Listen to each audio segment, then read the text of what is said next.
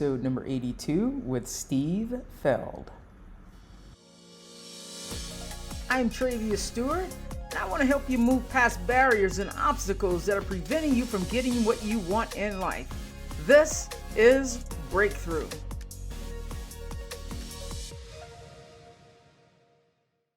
My guest today, business coach, author of 6 books, professional speaker, podcast host, award-winning business management executive who's worked with over 500 businesses, who he has helped to gain clarity, implement solid strategic plans, and achieve positive growth results. This guy has built, owned, and operated 7 very lucrative businesses of his own. Today, he works with businesses to help them skyrocket their revenue and profits so he can uncover $50,000 to $100,000 of hidden business revenue all in 45 minutes. Very impressive resume, but that was not what touched me in this conversation that I just had with Steve. It was his honesty about what it took for him to stop working his fingers to the bone, what it took for him to get the clarity that he needed in his own life, and how that basically saved his life. So welcome to the show. My guest, business coach Steve Feld. I was working in this position as the operations person / event person / facilities / everything that this company did, everything. And I was working about 20 hours a day, usually 21 to 28 days straight, and then a day off. And I started realizing it got even worse than that.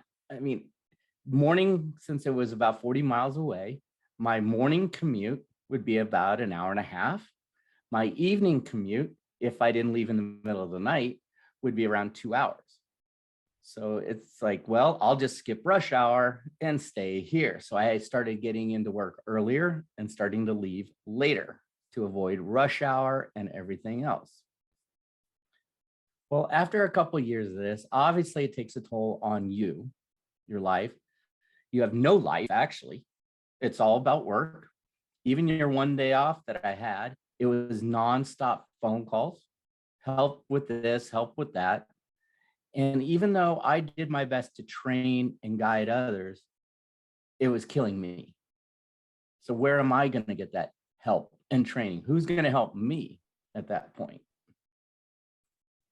My family was like, well, we never see you. And then the gut shot was my 7-year-old boy at the time just goes, I never see you. The only time I see you is when I have to go to your work. So when are you going to come home and have dinner with me one night? At that moment, I knew something had to change. That was a little too deep for me. It hurt. So it was like, give up the job, get a new job, or go out on your own. But this had to stop. It just had to stop. So everything in the business was going kind of crazier. The business got sold. They put me in charge of all of it. I had to move it from one location to another. So now I am working nonstop 20-hour days, sleeping in my car to get the new place built, to get the old place moved to a new place. It was an 1880s Western themed town. So we had to stay open as much as possible because that's the money. We don't have retail, not online. It was all there in person. Gun shows, the whole 9 yards. After the new place got built, now I had to deal with so many different boards, and I am not a political individual. So I had to go out and seek a mentor. Help me communicate in this flowy, glossy, non-direct way, so I can stay in the position for right now. That helped me a lot. So that eased off a lot of pressure. I'm still grinding it out 20 hours a day. And then once my son gave me that gut shot, I had to come up with a plan. So my plan was quit. Flat out quit. Because I knew he's going to grow up. before I know it. The next thing I know, he's going to be leaving the house for college. And I missed everything. Birthdays. Hey, you're having a birthday? You got to come to my work. You're having some kind of, oh, you're graduating elementary school. Guess what? I got to take work off, but I got to go right back. So that started like taking a toll, not only on my family life, but on my health. The 4 hours I was really off at home, and that knocks it down to 2, because you still have to get up and get ready and wind down. My health was deteriorating at a rapid rate. Ulcer, I'm not eating right, everything. I was losing weight, don't get me wrong, but that was horrible, not the right way to do it. Things had to change. And the day I met this other individual, and he kind of just sat me down and goes, you look like crap. You're acting, I could tell, I could just feel it. I have no life. I'm about ready to burst out in tears. And he goes, just quit. The next morning, I walked into all 4 boards that I reported to. Yes, 4 boards, and quit. And they go, you're not giving us a 2-week notice? I go, nope, I quit. Done. So then one of them negotiated that I stay on for a month. And I said, here's the deal. If I stay on for a month, I work no more than 40 hours a week, period. And I choose the 40 hours. So they said, that's fine. And I said, no calls at home, no emails at home. When I'm off, everything gets shut off. End of story. The time I was there, that last 2 months, which extended out to 6 months, was actually the best 6 months I've ever had at that business. I didn't have to go to board meetings. I would go there and really not care because I already quit. You guys are still paying me as an unemployed person. So I'll be there. Someone else made the reports. The weight that came off my shoulders, I cannot explain. I don't think I can put it in words. It's like I could breathe again. And my kid was so happy having dinner with me every night. That's seeing his face light up kind of made my whole decision so much better. And then it started hitting me after the first week of this. Oh, crike, I just quit. What am I going to do? Reality kind of set in, but I had my terms now and I'm working less. I'm feeling better. My health was starting to come back. I was actually starting to sleep, which was really unusual. And then I decided it's time for me to venture out again and be my own boss. I put together a plan and went that way, but I had to seek out help to get it. I knew I couldn't do that journey alone. So I sought out mentors and advisors who helped me guide it. And if it wasn't for that one person meeting over lunch, kind of like the final straw on the camel's back, I probably still would be there, miserable, divorced, and I'd never see my kid. And that's all it takes is that one moment to change your life. Wow, Steve, that's an incredible story, and I relate to it so much because I see it in my own family. I see it in my circle of influence, right? Because people think that they have to just keep doing that same grind. And we don't have, and COVID has kind of given people permission to speak up. No, I want flexibility. No, don't call me at home, right? I just love, so would you say it was your son? Like it was the son, it was the time. What was that internal monologue like for you? Your son comes in and he's like, I'm not going to your work anymore. What were those thoughts? He freaked out. I mean, he was like, what happened? I mean, he's 7. It doesn't compute, but he was so happy. So at dinner, he's just can't stop smiling and staring at me. He wanted to sit next to me. I mean, the whole thing. And it was just like, what's going on? And then he wanted to do things after dinner because he goes, are you staying? Like, yeah, I'm staying and I'll be here tomorrow night. And he just like, it was like, oh, crikey. I should have done this a long time ago. Oh, that's so beautiful. Right. And so I can only imagine that transformation, that breakthrough that you had, How pivotal was that in the work that you do today? Oh, I mean, I turned that business around being in it. The education I received out of it was phenomenal.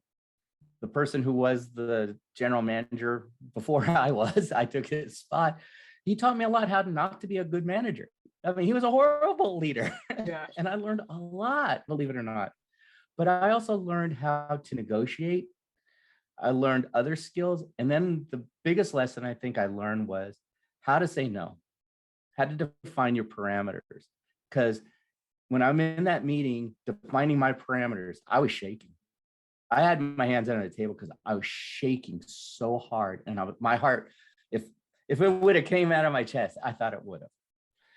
Because I was trying to hold it in, going, please don't come out of my chest. Please don't come out. And it was Right. nerve-wracking. I left that meeting, the weight of the world just got off my shoulders. And I was exhausted, just mentally, physically. I got in my car and just stayed there for like about an hour going, I can't believe I just said what I just said. And I feel so much better. And I left and I went home. Beautiful. So, Steve, how did you set your boundaries as an employee? Because some people are like, what? I gotta have lunch when I have lunch. I gotta go home when I go home, or I'm not gonna get paid.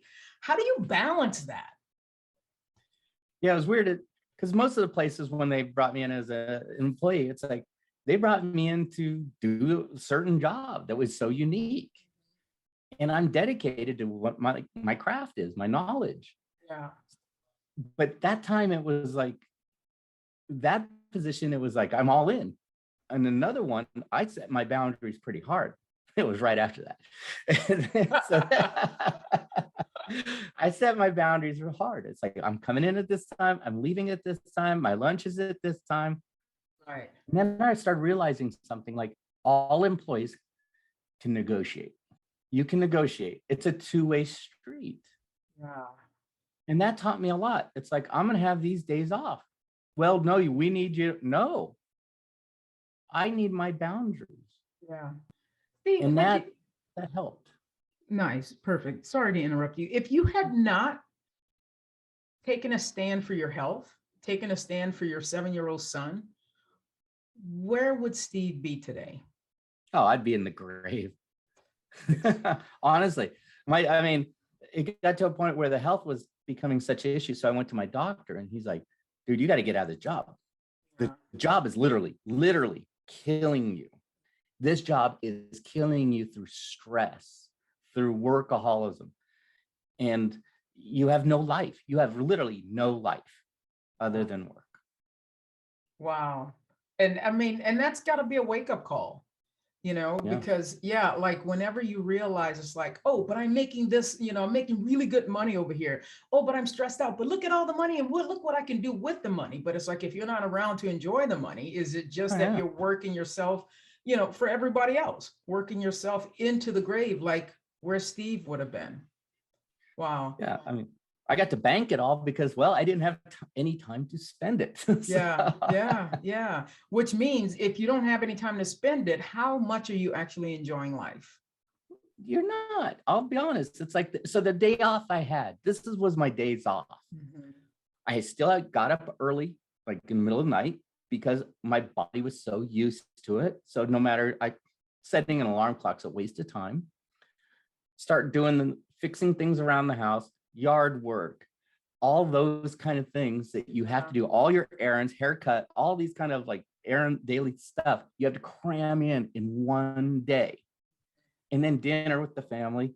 And then guess what? Now you're actually tired, but you're up 4 hours later, ready to go. Yeah. And it's like, I'm not even enjoying a day off. That is so crazy. So, Steve, I know you're a business coach, you're an author, you're a speaker.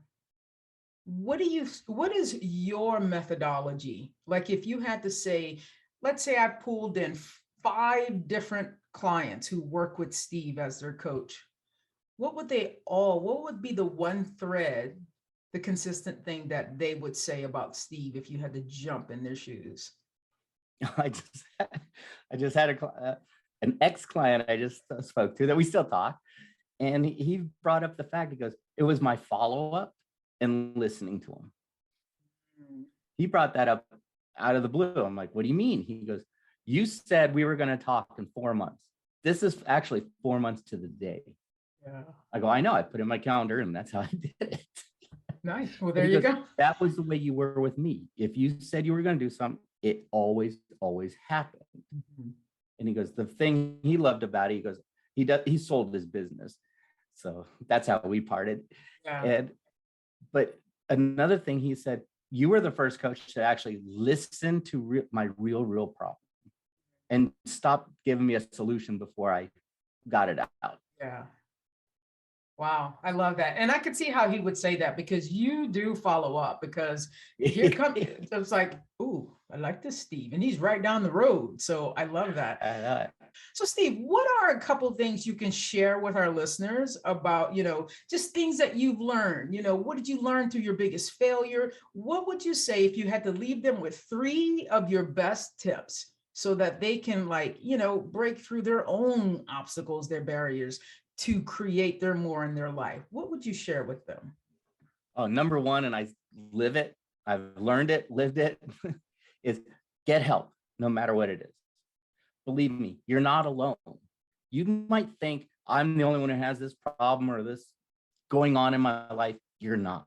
You're not the first. You won't be the last. I hate to tell you that.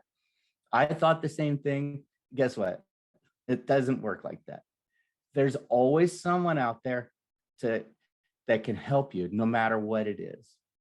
If it's like, hey, you have problems with boss, guess what? There's someone out there who can help you with that, and they love doing that. And they know things that you don't even have a clue about, and they'll help you overcome that or go through it. That was one of my things. I've always had a mentor for years, and then I noticed something in my life. When I did not have a mentor in my life, those were the most chaotic years of my life. Right. So having a confidant who's on your side, but will tell you the truth. So if you are being an idiot, they're there telling you you're an idiot. And guess what? They're coming from the heart. They're not being mean, they're not being malicious. It's coming from the heart. And I always say those are your best friends, right? The ones who tell you the truth, the hardcore, real truth that when they say it, you're like, ouch. But then you start thinking about it, you're going, dang, they're right. And you don't like that. But those are your true friends. And that's where you have a mentor. So that's why I say get these kind of people in your life. And you know what? There's always someone, believe it or not, that wants to hear your story because it might change their lives. Absolutely. And I hear this from people, all walks of life, all different industries, levels of whatever they are. And it's amazing because we as humans are built on stories. But you might tell a story that's from the heart, and it may change someone's life, and you don't know it. I love it. Thank you so much for sharing that. And so Steve has a gift for you guys today. So it is uncovering 10,000 to over 100,000 of hidden annualized revenue in your business, right? So who should go and sign up for this giveaway, this freebie today? And who should go who doesn't think they should go? Oh, the first ones is definitely small business owners, entrepreneurs. You're looking, because number one problem I always hear from you is, I want more revenue. Well, you're missing 2 steps ahead of that. It's lead generation and conversion. So I showcase 8 simple proven strategies to grow your business by over 100,000 without spending more on marketing or advertising. Another crowd I always talk to, because I do workshops on them, and I call them, like Mark Cuban calls them the wantrepreneurs, the people ready to jump the cubicle, or they think, hey, it's time for me to do it for me. And I love those people because you have the goal, but where do I start? Yeah.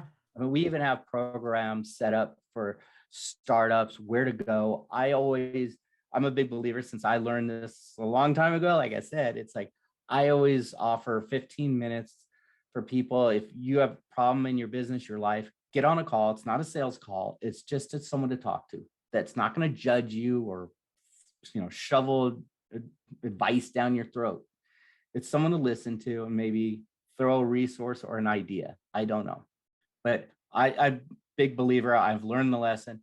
We all need someone to talk to. Steve, you provided so much value for us today, for me, for my audience. I know it. Thank you so much for sharing that breakthrough story with us, because sometimes we are not, we can't see, we can't read the label of the box from, if we're inside the box. We have to have that mentor. We have to have that perspective to go, oh, this is what's happening, right? So thank you so much for sharing, and thank you for being on the podcast today, Steve. And guys, I'm going to have all of Steve's information down in the show notes, how you can get in touch with him, his website, his Facebook, his Twitter, everything Steve Feld. So Steve, thank you so much. Thank you for having me. I just wish everyone, all the listeners, be the best you can be.